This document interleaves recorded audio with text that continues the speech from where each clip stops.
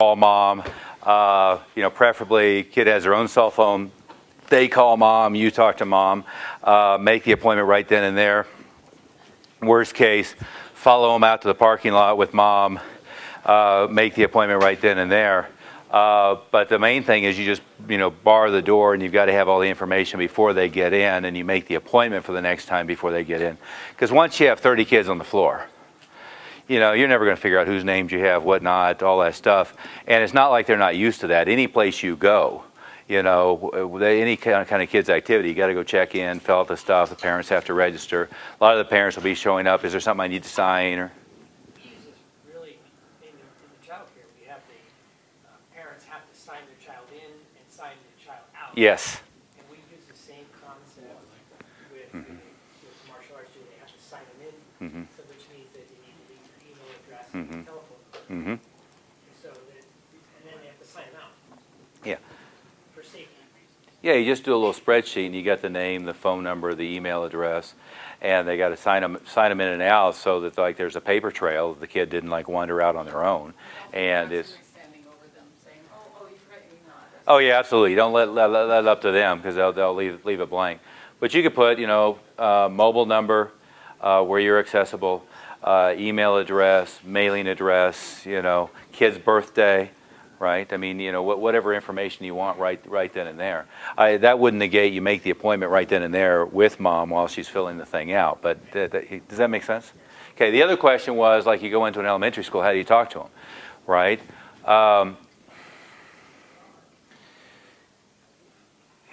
God, I've done so many of these over the years. I got to think about what the script is because I just go start talking to human beings. You know the script better than I do consciously right now. But basically, if it's in an elementary school environment, I'd rather talk to PE teacher first.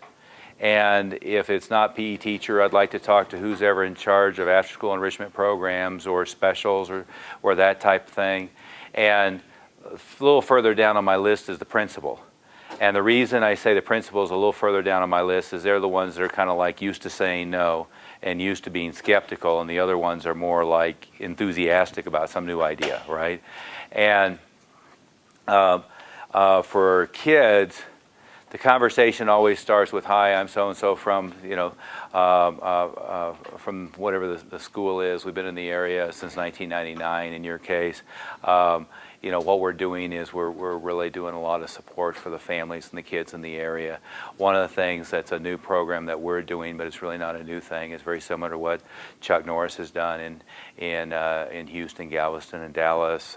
Something that William Bennett, former Secretary of Education, did in conjunction with Taekwondo Master Jun Rhee. Many other very credible organizations have done this. Is really do a community outreach that is a way to teach the kids self-awareness, self-esteem, confidence, focus, and discipline in such a way that it has a ripple effect through the school and elevates everybody's sense of respect and discipline. I'm sure that'd be useful for the teachers, helps with their study skills a little bit. And we're doing this completely as a 501c3 nonprofit. There's no cost or any of that stuff. It's just something we're trying to do to help the families in the community and give back since we've been here in the community for so long. That was not perfect, but it gives you an idea, right? And no, I can't repeat it, but you get the idea, right? But it's not about you. It's not about telling them all the school. Other than you're building credibility with you've been in the area for a long time. You're getting it over it being the commercial thing because we're doing it as a community outreach and it's as a nonprofit and there's no cost or you're getting away around that thing.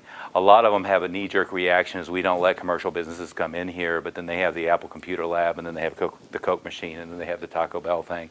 So they don't really mean that. And the average well-meaning, clueless staff member will say, well, they don't do anything with any commercial businesses. Well, who manufactured that desk?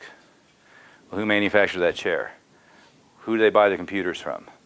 Are they just giving the kids water, or is there some company that manufactured that stuff? Well, see, they're doing all kinds of stuff. Now, you can't argue with them about whether they're sincere about meaning what they're saying, but they're not sincere about meaning what they're saying. It's just a way of strong-arming anybody who comes in who wants to quote-unquote market to their kids, right? But at the same time, They've got the Apple program, the Microsoft program, the Google stuff. They have all these different companies that are doing stuff. But you want to diffuse that by, it's purely as a nonprofit. It's our contribution to the community. That kind of language. Does that make sense? Okay. So the next topic here is publicity and PR, and I'm lumping these, but they're different things. And the first piece of it, my segue from before, is see if your image is so diffuse that it's hard to explain in a sentence or two what it is you do and who you do it to and who you do it for, right?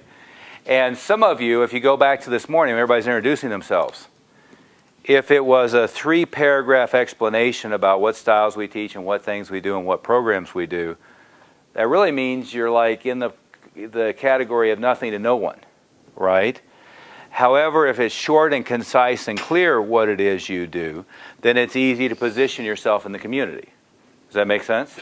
So take 2 extremes. You're predominantly in the fitness market, and you predominantly have women who do cardio, kickboxing, or I guess I should use our trademark, so fitness kickboxing or cardio karate. But anyway, you have a cardio kickboxing program, and let's say you have a Muay Thai program that's men and women, and you have a predominantly women's kickboxing, more cardio program, and your predominant focus is on weight loss, fitness, etc. Okay? Let's take the opposite extreme. Let's say you're in character development, life skills for kids and families. So clearly where Mile High Karate is niched, right? And you can build all other kinds of scenarios too, right? But if you're this person, and now you're looking to generate publicity in the press, it's really easy to become the go-to person for anybody in your area that's writing an article that ranges anywhere from weight loss to healthy living to healthy diet to exercise routines, to comparing P90, CrossFit, Zumba, whatever. Any article, story, observation that's in any of those categories, you can become their go-to person, right? And every reporter who's been around a while wants to have the Rolodex of the go-to person for each general category, right? Is if you watch, like when I work at home all day, I've always got Fox or CNN or something on, and what you see is in each category, they have their regular go-to person. And occasionally there's a story that's kind of a flyer. So suddenly they have to have a go-to person on sub-Sahara mosquito infestation or something like that, and there's not a regular one. So they had to go look for one, right? But if you watch them, here's the go-to person on legal, here's the go-to person on political legal, here's the go-to person on Middle Eastern relations, here's the go-to person. Like my friend Bernie, he was their go-to person on anything that had to do with homeland, local, city security issues, and so they just had his cell phone on speed dial. There were times that we were out to dinner and they'd call and say, we have this segment coming up because this thing happened. Do you want to come by? And so Jeff and I are hanging out in the green room while he's talking to him about, that deal. But he was just their go-to guy for that subject, right? And so if you're real clear about what you are, all of a sudden publicity and also public relations becomes a lot better, a lot easier, a lot easier to stage manage. On the other hand, if you're trying to be all things to all people, you're almost by definition not an expert in anything, right? And think about, again, to tie this back in, think about other professional categories. Think about CPA, attorney, medical, right? If you have to have open heart surgery, do you want a general practitioner, or do you want to have the #1 heart surgeon in the tri-state area? You want the guy that scrubs up and does nothing but open heart surgeries all day, right? If somebody's going to operate on your eye, do you want an ophthalmologist, or do you want the #1 eye surgeon in the state? You want the #1 eye surgeon. Is in everybody's mind, the generalist is down here, the specialist is up here, and the leading specialist is up here, right? Both in demand and in what they charge, right? So do you want to be the generalist and try to be all things to all people, or do you want to be the specialist who, if I need this thing, you're the person to go to, and I'm in the most demand for that little thing, right? See, that's what you've got to be. Your only risk in our business is trying to be a specialist in something where there's not enough market, right? Adult Krav Maga, huge market. You don't need to be anything else, right? Women's cardio, huge market. You don't need to be anything else. Character development for kids, huge market. You don't need to be anything else. Hardcore self-defense, there's a market. Whether it's huge or not depends upon how you position it, right? If you position it like the Krav guys, there's a huge market. If you position it like, it's too specialized and too hardcore, there's not as much of a market. You know what I'm saying, Tim. You might be able to say it differently than I can. Adult male, 28 to 40, college-educated MMA, huge market, right? So what you don't need to do is try to be all things to all people. You want to be the state's leading expert in the thing that you're in, right? In Denver, Colorado, I was always the leading expert in the state in character development for kids and families through martial arts. Period. That's all I wanted to be. I wasn't going to go try to seek them out when there's a news story on hardcore self-defense and be their expert or try to be the expert witness or try to do any of that stuff for that because it conflicted with my niche, right? On the other hand, if there was a failing grades, or if there was the effect of kids on divorce, or if there was a conversation about other after-school activities that you can do that's going to help create discipline, confidence, and focus with the kids, I want to be the only one they thought about. Does that make sense? And see, what happens is with publicity, once you get in the door, it's easy to stay in the door if you're a good guy, right? Because just like you've now become, you're now in their Rolodex. And now the next time they cycle around thinking about a topic, they think of you. And you have them in your Rolodex, so you're constantly feeding them ideas. They actually want you to go and feed them with topics that they can use. You bet they do. It's the other way around, because their producers are looking for the next story. They don't know what it is. You might know what the next story is. So it actually reciprocates later on. Well, that's exactly right. And see, it's hard to do that to begin with because the media of all types, they're being bombarded with people who are doing what? Me, here's why you need to cover me, here's why you need to do an article on me. How do they respond to that? Go away, right? But once you get through the shield of how this is an interesting story for you perhaps, then once you get through the shield, then you don't have that barrier anymore. Go ahead, Don. You have to perform. You have to be something that appeals to them. You have to interact. You have to be able to interact with them. Why don't you come up here? If they see you as if you bomb, in other words, they're not going to ask you back. So you have to be very well prepared for it. So, Greg and Steve and I Master Oliver and I were sitting in I won't say where we were sitting, but we were in a thing, and I got a call from, at that time it was Bloomberg. Can you be there in 30 minutes? And then in that 30 minutes, can you prepare a list of questions that we can review beforehand? So you have to be able like that. And that was what he was mentioning with Bernie. He had to be ready in minutes, So Yeah. it's a logistics thing. And then what you can do with it, and he'll get to this in a second, is that once you have that, then you're successful, you then can feed that back to the other media in the area.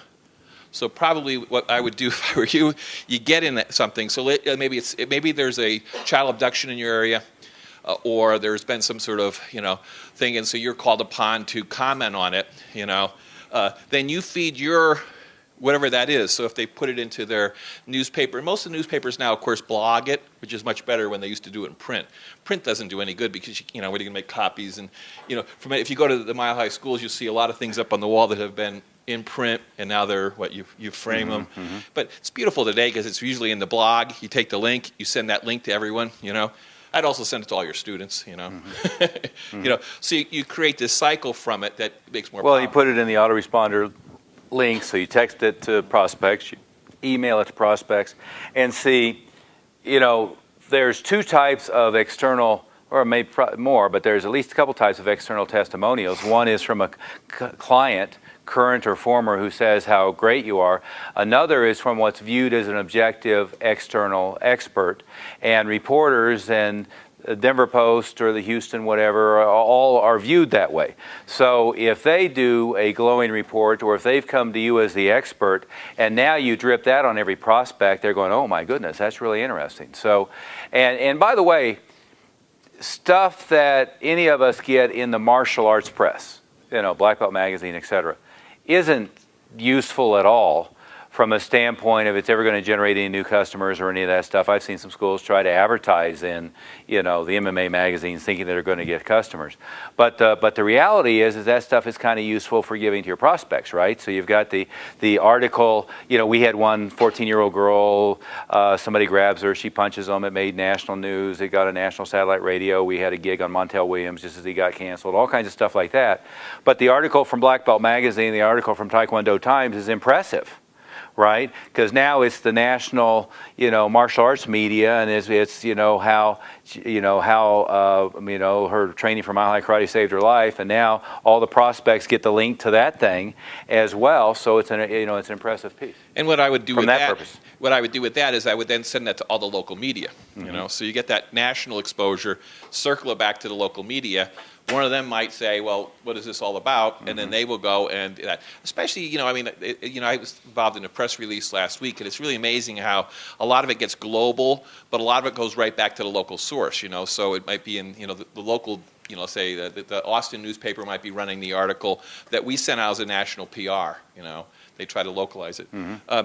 I'd also then, the next time you get called, you have a track record. Okay, did you know we did this? So we were in Wall Street Journal 2 months ago, or whatever it was in, and then so they call you up. Well, we're doing this article on abduction, or the benefits of mixed martial arts for fitness. Then you have that other thing you can say because they like to have confirmation too. So they might be sending out 5 inquiries the producer might do that day. They're trying to figure out what's out there. Maybe they send it to 5 of your competitors too. Probably. You want the only one they send it to. You might think they are, but they probably sent it to the other 5. But because you have that other track record, then you can do it. And as Master Oliver said to me when I started getting a lot of this generated, and I've had press for the last 20 years, from martial arts into my new careers. Once or twice a year, Forbes, big stuff. This year, though, it was really strategic because when we started hitting well, he's there.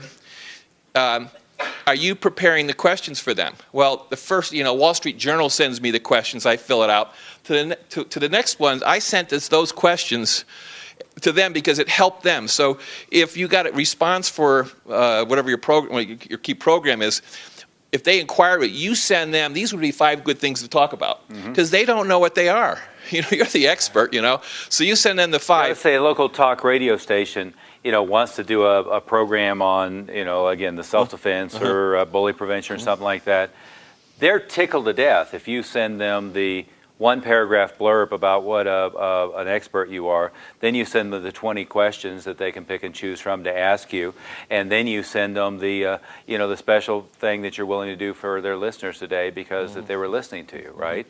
And they'll pitch it. I mean, we've been on all the major network news channels, and I always go up and say, here. Here's the website, and here's what we'd love to do for the viewers today. And can you CGI that on the screen while we're doing it? And 8 out of 10 times they did it for me. And remember, all the major media has multiple channels today. In other words, so they're putting it out in maybe their print form. They might have it on. It could even if it's like when we did Bloomberg TV, they then took that video and they put it into their blog. When I did CNN Fortune, it was Fortune magazine, and then it showed up in CNN Fortune. Mm-hmm. But then if you have a website or something, they love to put that in there because it adds a little bit more to that other modality. So so as you get it, you have to just sort of figure this out. So it's just changing so much. The old model was, again, you would get one of the radio stations from Denver would call you up in the morning. And then you had that was it. That was your one shot. If you were savvy enough at the time to have the technology to record it, you could do. But today it's just so integrated. You can just do so many wonderful things with it, and it doesn't go away. I mean, I just had a client the other day who I'm working. Actually, it was a phone call I took here yesterday, and I've been working with this client for a long time. So you can imagine this in your sense. It's one of the people who've been inquiring in your school. They just never got in. So not only did I send him the information he did, but I sent him the last 4 links to articles that have showed up in the last 3 weeks.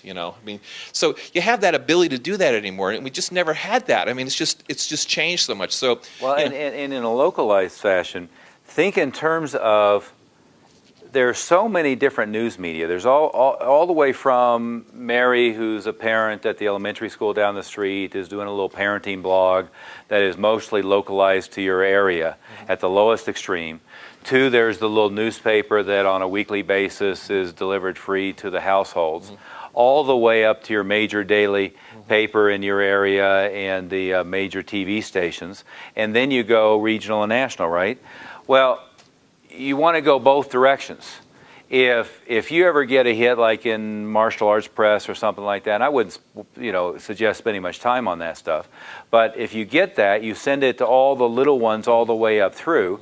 And if you get Mary's blog, you send that to all of the news media, and then you get the little local paper and you send that to all the news media. And see, they really feed off each other. And what you told me to do was contact all the reporters. So instead of who do you contact? Well, it's the same as going into, you mentioned about walking into the school. You don't really, you want the gym teacher. You don't want the receptionist. So you can look down through there. Oh, lifestyle. And today everything's posted in their websites. It's all posted in their blogs. It's really easy to do. Plus, because their reporters are email addresses right there. So you send it back through. So it's who do you send it to at that point?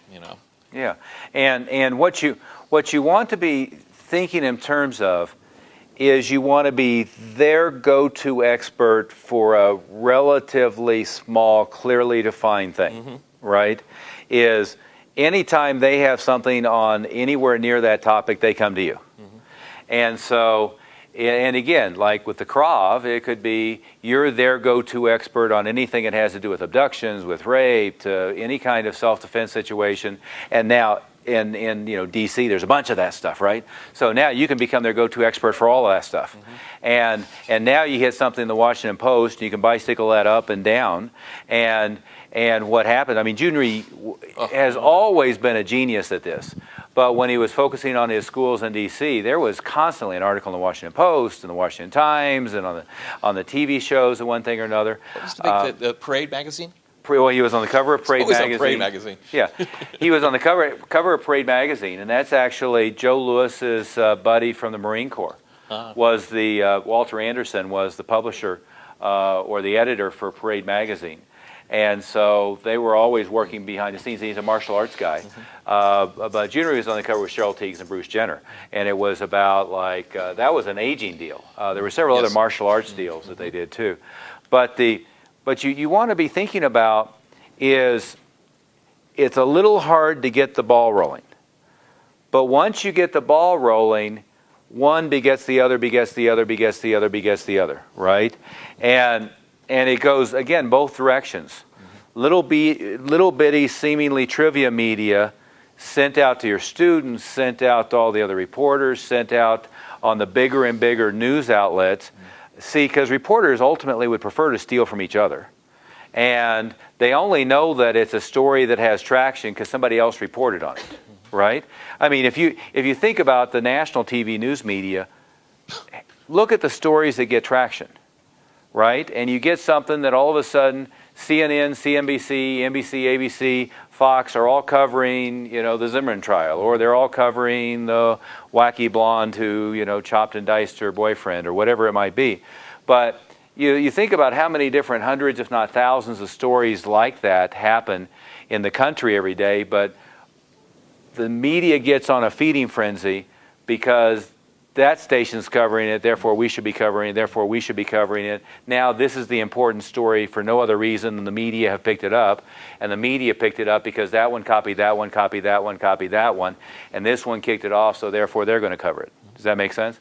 But given that's their mentality, you get press coverage anywhere, and then you use that to bicycle it out, to spin it out to all of the other print, radio, TV in the area, right? Just two other points, and then I'll sort of sit down.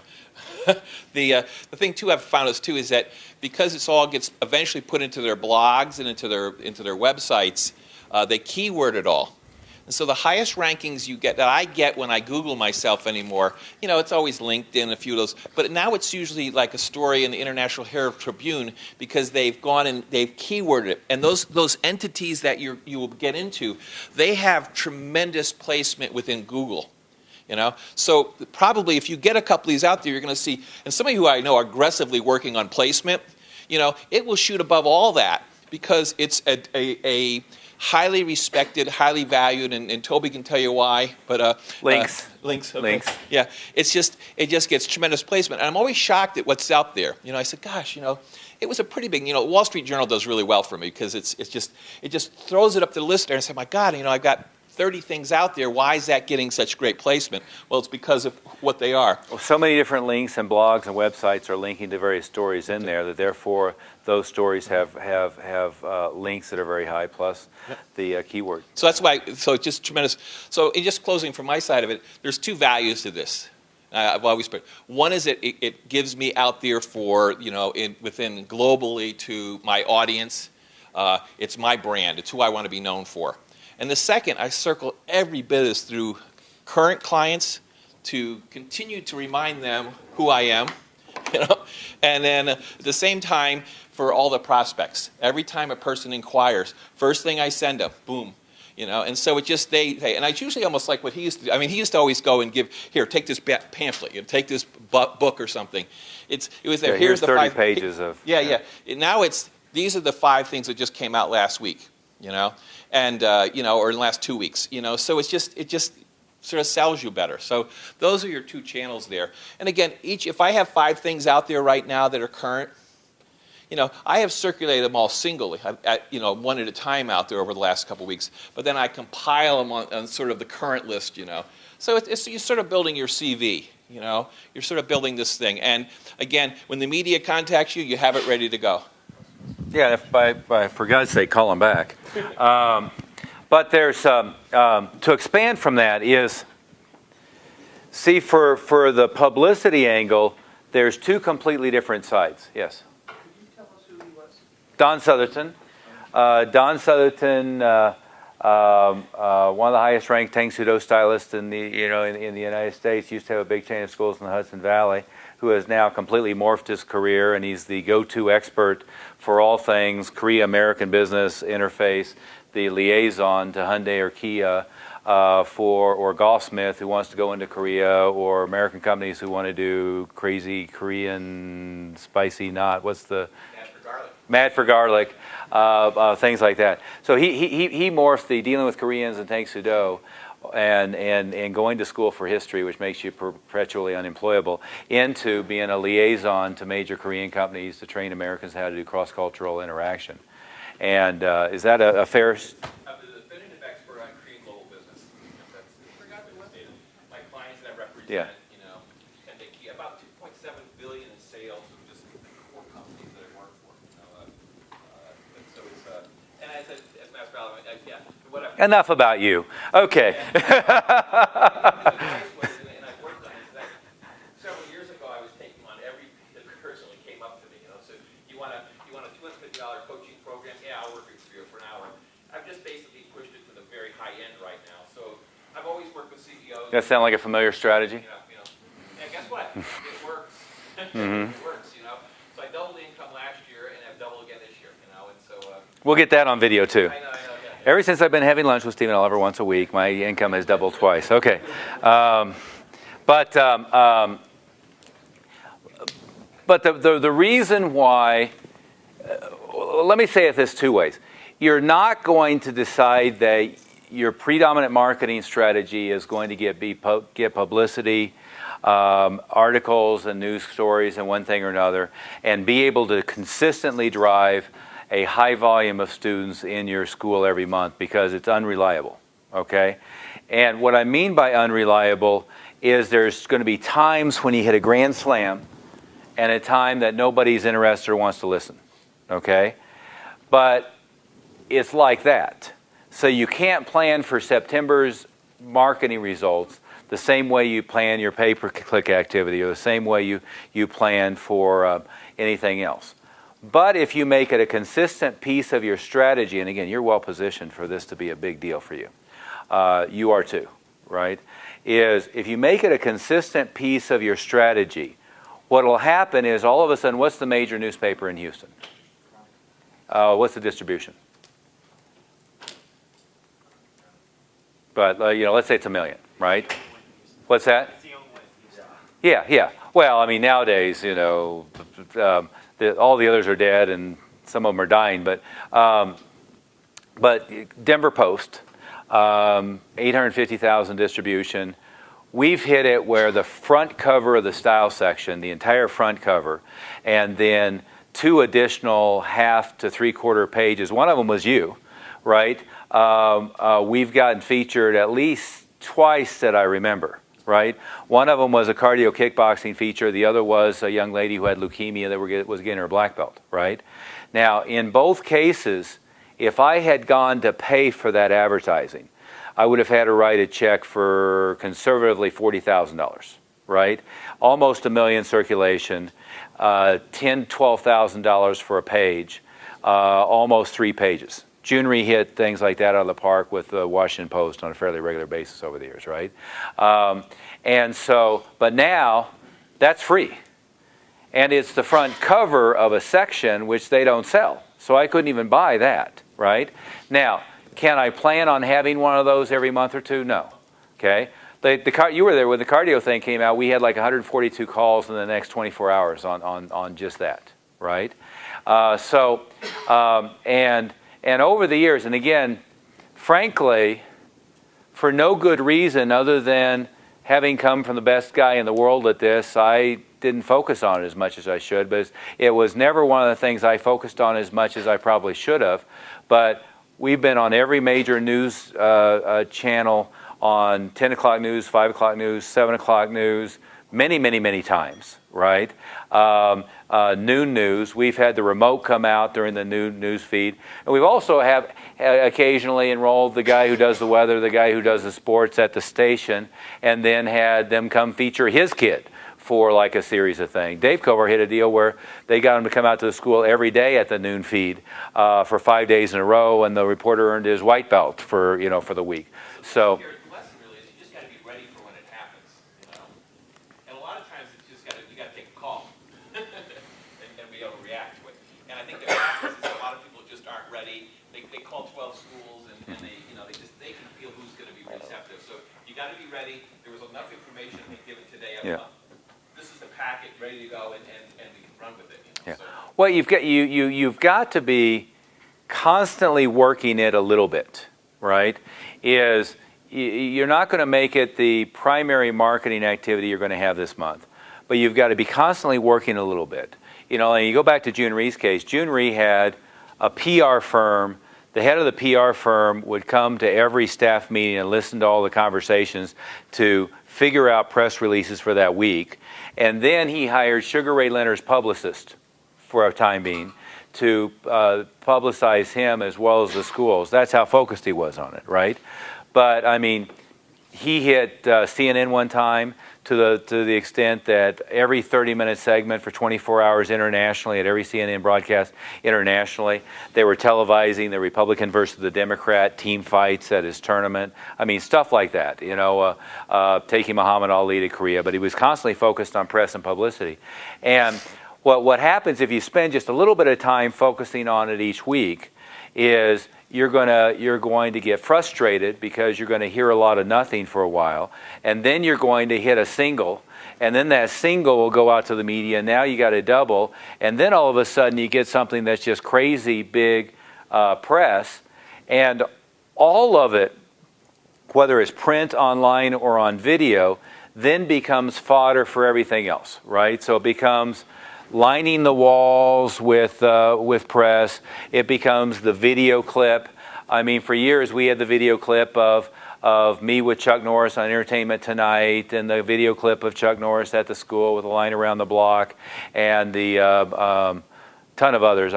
But all the different video clips of all the little things that we ended up over the years, but it was integrated into the intro stuff. So, or we had it running on the TV, or we had the framed articles on the front.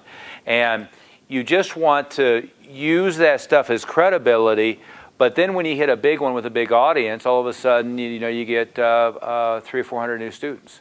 And some smaller school owners, I don't know if you guys know Chris Rapold. Chris is one of them that I can think of. Over a 10-year period, he had 486 articles done on him in the local newspapers, right? Because he put a lot of time and effort on focusing on this stuff. And the main thing he did is he became like the character education for kids specialist expert in his area. Plus, in that context, he was involved with every charitable event that was at all tangentially related to what he wanted to be the expert in. Does that make sense? So he became, when Columbine happened, he became the head of the parent committee to evaluate school violence and bullying in his area and orchestrate a little thing, and they would go meet once a month and talk about this stuff. I mean, stuff like that, right? And all of it was done with a pure heart, with good intent. But it also led to the local press picking up this parent effort or this local school's effort or his personal contribution. And then anytime they had anything interesting in the school, he would release it. Now, the publicity part of this is it's about interesting stories.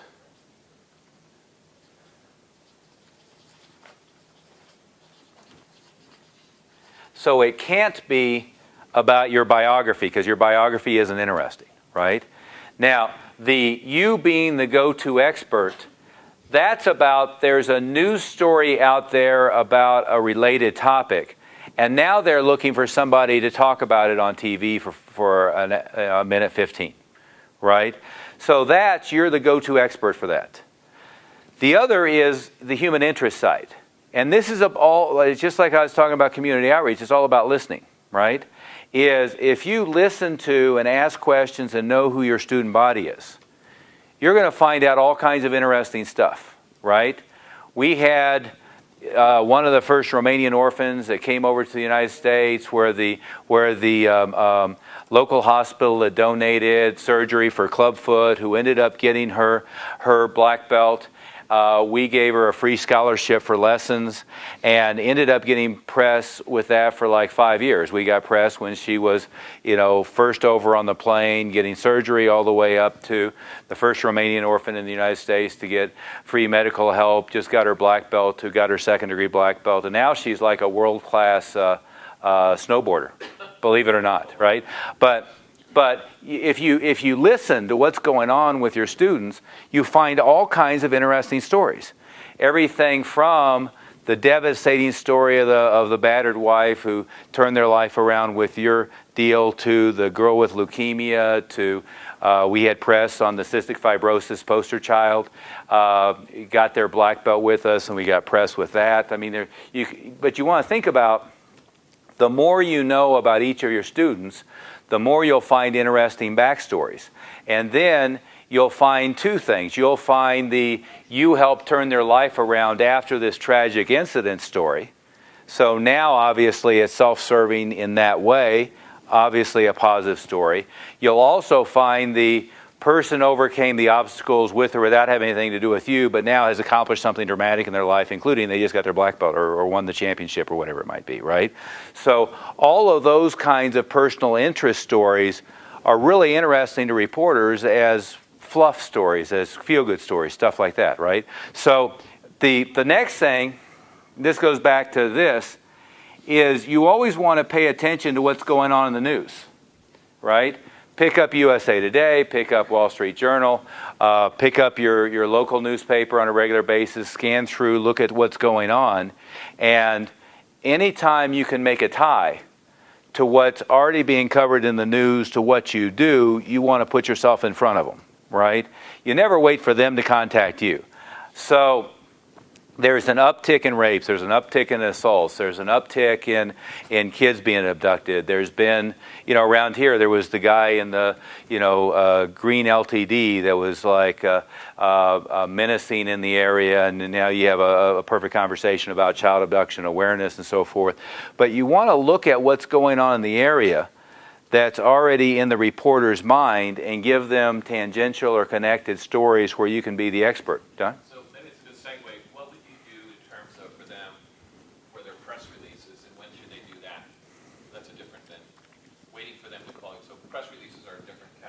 Yeah. Well, I honestly would never wait for them to call me until you've got critical mass, right? Like you've got critical mass and now you're feeding all that stuff to them. But, to get it rolling is you're looking at what's topical in the news and compiling a list of the local reporters by category in the area. And then when you see something that's interesting in the news that you have a reasonable fit with, you feed them the story idea or you feed them the press release that ties into it. And it can be something as simple as, again, details elude me, but recently there was, reports out and there's some car that was like shadowing a 12-year-old girl and then something else and all the parents were listening to that. And now I can feed a news release out that, we're doing a special, child abduction, child awareness, safety seminar session for parents and providing a free awareness kit and a free child ID kit. Toby's thing used to be always the child ID kit things, right? So I can feed that to all the press outlets and now I have the free child awareness abduction seminar. Now I can invite all the TV stations to come film it, and I do it on Saturday. So what will happen is if there's some other major crisis, they're not going to show up. If there's nothing else going on, you're on the list, right? So you don't know if they're going to show up or not show up until you do it. But you're on a slow news day. Around here, there's a major wildfire, and they got all the satellite trucks down there. They're not going to show up. And if there's nothing else going on, then we've got 5 news channels there, right? The little girl it was a guy pulled up in a 14-year-old guy pulled up in the car, jumped out, grabbed her by the wrist. She punched him. He let go, fell down. She ran away. That was the one that got national press all over the place, right? But we also had a little thing at the school where we had the mayor of Westminster give her the key to the city, and we had every major news outlet come cover the mayor of Westminster that nobody knew who they were, didn't care who they were, giving her the little key to the city because it already had to hit national press, right? I mean, it was your school. There was a whole bunch of other stuff going on with that. The airline defense Yeah. class we did, and that was Mm-hmm. Yeah. There were other things too. And the one in Maryland with the Mm-hmm. Yeah. Oh, yeah, absolutely. But is this giving you some ideas? And see, what you just have to do in order to do this consistently is you have to think in terms of you're paying attention what's going on in the area, and you're thinking about what it is your positioning is. And then you're reaching out to the reporters with a story idea or something you're doing. And the more things that you're doing as a community outreach, as a charitable activity, as something that's a contribution to the community, then the more likely they are to cover it and be receptive, rather than it's just, here's a business that does this thing for you, right? So you're constantly watching for this stuff and reaching out for them. But you've got to be really careful as you're doing that you have a clear position of what you are. Because once you have that clear position, and by the way, be nice to the reporters, be nice to the cameraman, show up 30 minutes early, Send them a follow-up card, send cookies to the crew. I mean, do all of that stuff, right? Because an awful lot of people walk in and they're rude to the receptionist, rude to the cameraman, rude to what's really the executive producer, but they just thought it was a flunky.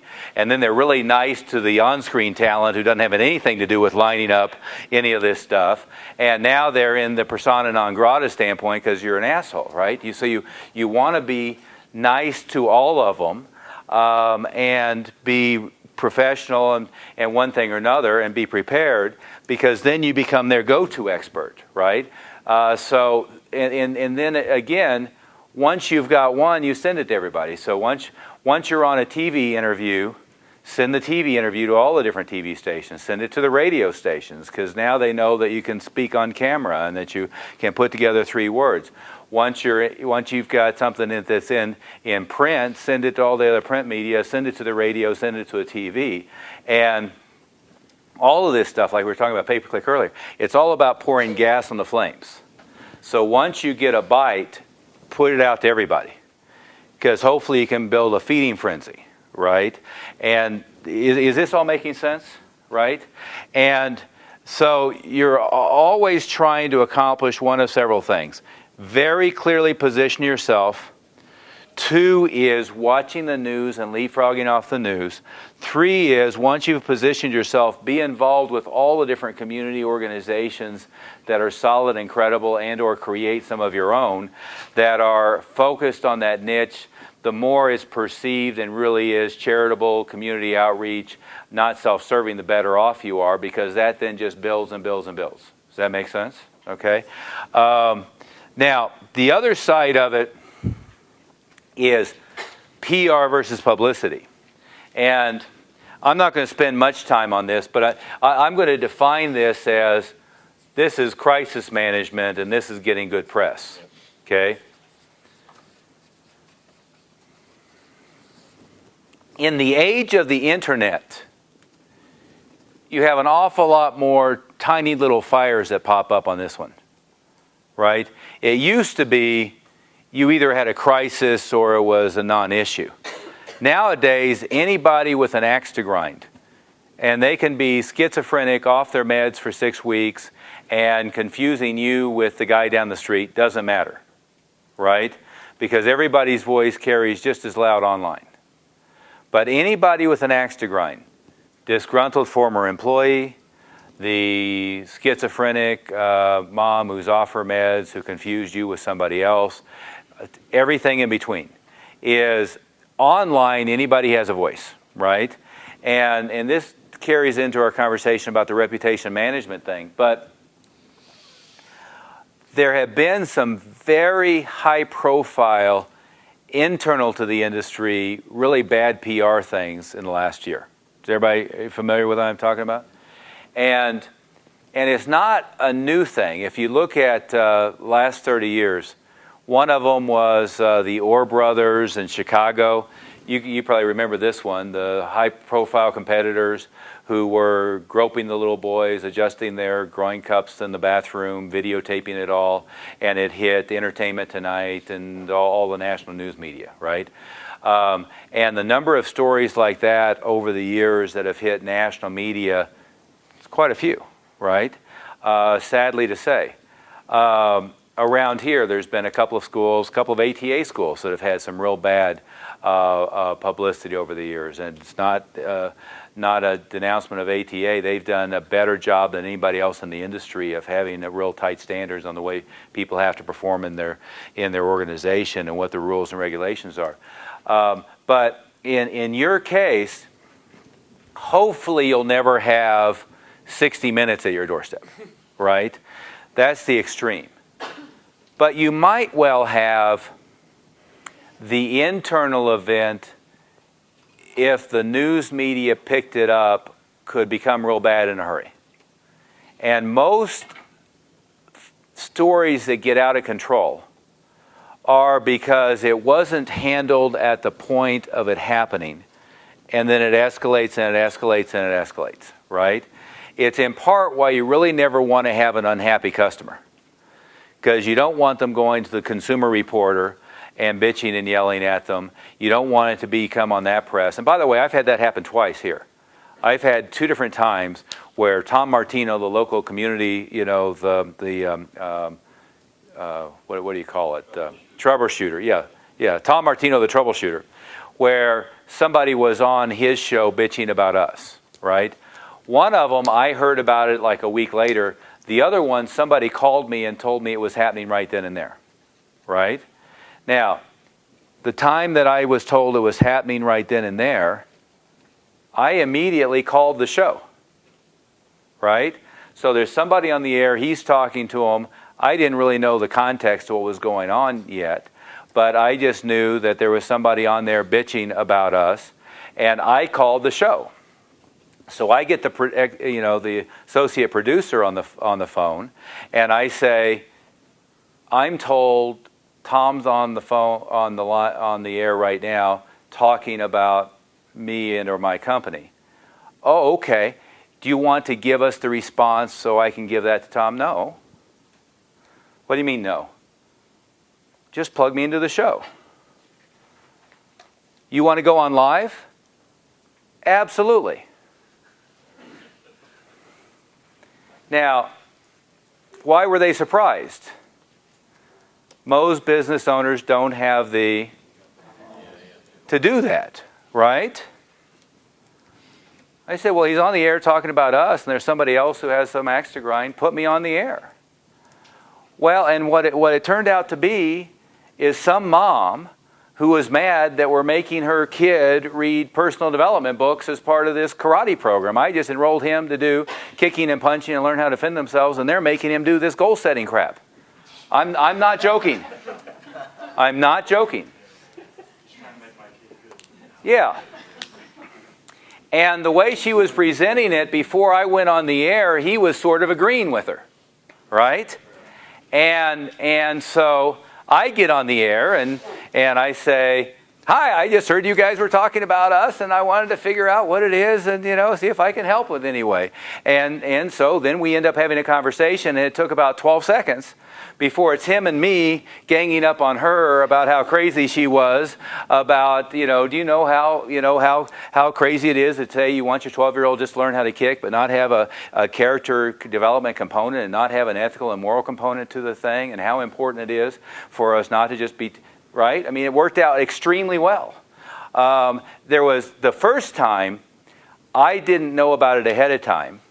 So, and I forget the context. I think it was mostly somebody who's on a year contract and they were pissed off they were having to pay and they weren't coming to lessons, right? But I found out about it, and so then I call him off the air. And I say, I heard that there was this thing, and I haven't heard it yet. Is there someplace I can record it or something like that? And I wanted to figure out what was going on.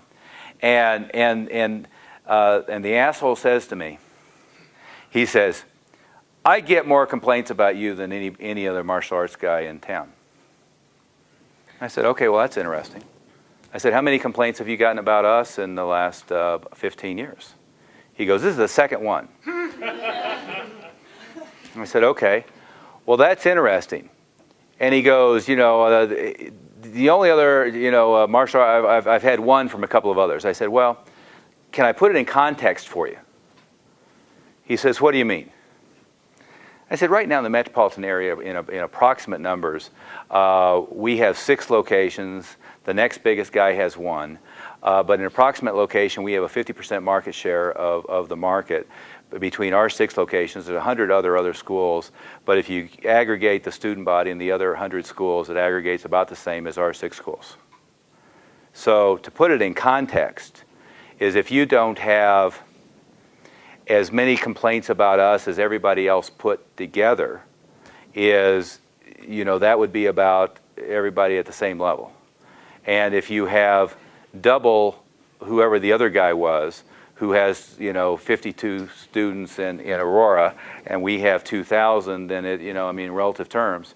And and all of a sudden I had him on my side, because he said, I had no idea. I said, that's kind of like saying that, you get more complaints by UPS than Fred's Wheat Ridge delivery, right? It just doesn't make any sense in context. And then I sent him all of our press kit and all of our stuff that we had ever done, and 800 pages of testimonial, and send it to the guy, right? But now what I had is every week I was getting a call from one of his sales reps trying to sell us on the Tom Martino Protection Network, because really it was a big racket. Because if you're one of his members, you never got bitched at on the air. If you weren't one of his members, you were fair game, which is the way the Better Business Bureau works too, by the way, right? And Yelp works the same way. But see, you've got to be constantly aware of anything and everything that's being said about you, and nowadays it's tough. Because you got Twitter, you have Yelp, you have all of these different places where the mom who's off her med, who's schizophrenic, who confuses you with the guy down the street, and the disgruntled former employee, and the competitor down the street who wants to make you look bad, can all do it anonymously, right? And there's a lot of big guys in the industry, by the way, who are aware that this is a problem. New York Times and Wall Street Journal, many of them are now at the point where you can't post anonymously. It's got to be verified that it's a human being. You've got to use your own name, that type of stuff to try to protect. Yelp tries to protect themselves not against the anonymous psycho schizophrenic complaining about you. They try to make sure that it's not you defending yourself, right? So they're happy no matter how many people bitch, but if you try to go in and defend yourself, then they're trying to screen that it's not the business owner up there, making comments, right? So you've got to be constantly aware of this stuff. But without us spending a ton of time on it, and there's a great book that I've recommended a few times. I think it's PR is the New Marketing. Do you remember that one? I sent you that one too. I think it's PR is the New Marketing. It's really a well-done book, especially about crisis management stuff. I sent one to Lloyd Irving. He liked it, although he read it at the wrong time.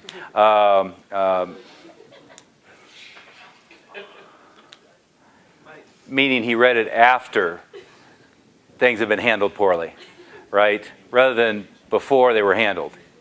So all of that, I mean, when you're talking about you can't ever have a disgruntled customer, it basically means that we have no leverage, right? Because, I mean, like, there's been a couple of times where the client was just completely in the wrong. Like, I mean, there's no question. I mean, everything we did was completely ethical. Like, screwed us over. But they're basically saying, look, give me all of my money back and plus some, or we're going to go out and tell everybody and put reviews on Yelp and stuff like that. I mean, we ended up having to dig, thousands of dollars into our business. I mean, even pay them back for time that they were at the gym and stuff like that. Like, people are basically have blackmailed us in this, and I feel like I have no leverage because I've seen other people hold someone to a contract, and then it ends up all over Yelp, and people start talking about it. I have students that come in and go, well, I wasn't going to go to that other gym because I hear that they just, even if people aren't training, they hold them to contract and this and that. I mean, and it makes a big impact on people. So, I mean, does it just mean that we have no leverage and we give people what they want? No. I'll tell you, what I found is the best thing to do, when you have somebody who's upset, I just say to them, look, what is it that I can do for you? Well, I just ask, what can I do for you? Oh. Yeah. And then they'll say, well, I don't really, I said, look, I'm going to tell you what I'm going to do. I'm going to give you all your money back today. I said, I make out a check, hand it to you. Part is principles. I'll tell you what, it solves a lot of problems. They never expect you to do that. No, they don't expect you. They think you're going to fight with them and all that kind of stuff. I say, no. I mean, the problem that we're in is like we have a very low budget. I mean, I'm trying to. We're going to fix that. We're going to fix that. Yeah. I mean, that's why. But our problem is that like if someone comes in and does a 2-year cash out, and then a year into it, they come to us and say, I want all of my money back. We haven't been here for the last 3 months. We're going to report stuff, and then we have to dig, thousands of dollars. I'm going to give you a more moderate answer than Paul's. Okay. And I've swung over the years in the schools kind of from one extreme to close to the other extreme. But, at one point it was a 12-month contract. We're not going to cancel any contracts, pursue it more aggressively. And where my perspective changed most dramatically is when we were most deep, not about Yelp and stuff like that, but we're most deep into local elementary schools, the 1 bitching mom can offset the 50 that are happy, right? And in most cases like that, somebody who's dealing with a variety of clients, customers, students, parents of students, doesn't matter that 50 of their clients are happy. It matters that one of them is bending their ear, right? But I don't think you have to be held hostage. And I like his answer, but you're right, where the rubber meets the road. One of our schools had a $27,000 deal. They're brown belts who now want a full refund. Well, they only want a full refund because they want to go with our ex-employees down the street and go across the street. And in that kind of context, I have never given anybody a penny, nor have I ever canceled a contract, okay? Because the guys that went down the street and they're trying to rally up a steam, they're going to do whatever they're going to do regardless, and there's no reason to give an inch, okay? In the context of the online, see, the good thing about the online deal is, yeah, you can get somebody in there and they say whatever they want to say. Most crazy people come across crazy when they start writing it down, okay? That's the good thing. The second thing is you have a palette of happy students who know that you're honest and ethical. And those things are weighted by volume, right? So if I've got one psycho and 9 good ones, the value of the psycho goes down dramatically. And by the way, the studies show this. Amazon has done an awful lot of research on this. I was reading the research just recently. Is people discount the low outliers, right? So if somebody's reading Amazon reviews, and most of them for the product or the book or whatever give it a 3, 4, or 5, and then you've got the ones that gave a 0 star, 1 star, and they hated it because people don't even pay attention to those, right? So at least the counterpoint is people intuitively know that there's 5 or 10% of the population who are not going to like anything, who are pissed off about anything. They also intuitively know, especially online, that the schizophrenic offer med and the competitor is going to be disproportionately represented, right? Because they just want to go yell about stuff, and it's a free environment where they can do it anonymously, right? And in general terms, I like his answer. In specific terms, in your context, it'd be not only no, but hell no, right? We're providing the services, come in and take advantage of the services. I'll put it on hold. You can transfer.